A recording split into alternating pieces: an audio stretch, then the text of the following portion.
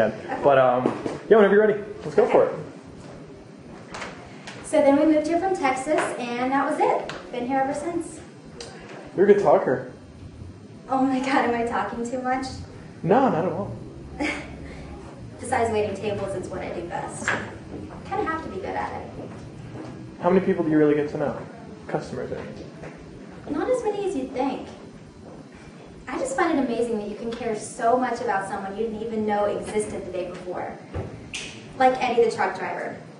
He used to come in all the time. He would drive 18 hours straight and only stop in for a cup of coffee and a piece of apple pie.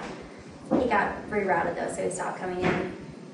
Then there was Dorothy, whose real name was Barbara, but she was obsessed with the Wizard of Oz, so I refused to call her anything else. Last I heard, she moved to Dodge City.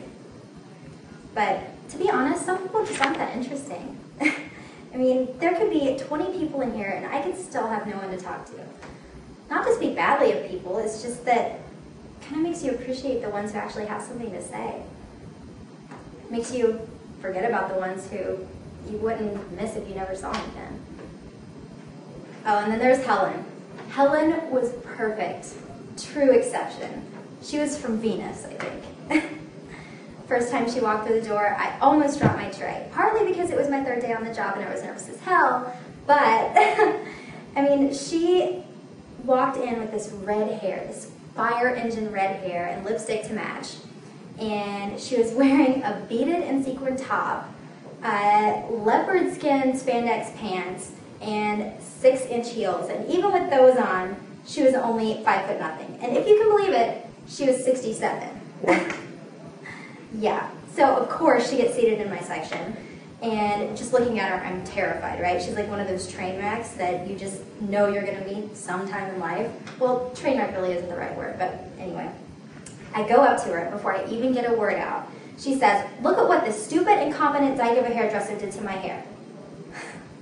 I was speechless at first, but then I started laughing, and she asked me what the cheapest thing on the menu was. So I told her the Blue Plate Special's pretty reasonable. And, oh, you know what that is, right? Right, of course you do. So she ordered it, and she said it was the best meal she'd ever had. That was it. I had to know this woman. I mean, when my shift was over, she was still there on her 6th cup of coffee, and we have horrible coffee, by the way. It's not that bad. You're a terrible liar, but she told me about her husband, Bill, who she described as a lazy son of a bitch, who, if he were any more relaxed, he would be dead. Lovely. But he told me about the night that he proposed to her. She told me about the night he proposed to her. And he had taken her to Mexico, which, of course, she had a few choice words about. She didn't like Mexico?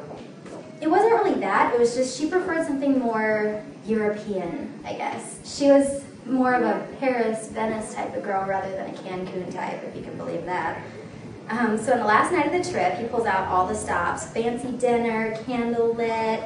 He's got, you know, she's got the fancy dress on. He's got the band playing their song. She said she didn't even know they had a song, but honestly, she never really seemed like the romantic type. But, I mean, at least not through the stories she told, but she loved that. She loved every second of it. And she even said that after that dinner, she fell in love with him threefold. Forget the cliche of it all, she told me. Sometimes things are cliche because they're the perfect thing to do. And then comes the proposal.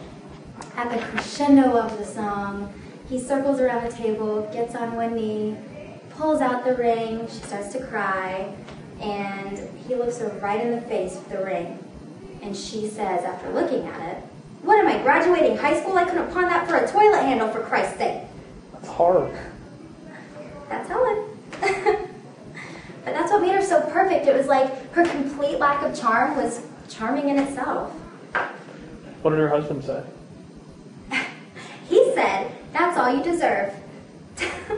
And they smiled, kissed, and got married 3 weeks later. Anyway, she came in every Thursday after the salon for 3 months. She ordered the exact same meal, the Blue Plate Special. And after those 3 months? One Thursday she didn't come in. And she hasn't come in ever since. Oh. Work here? Yeah. You're a really good listener.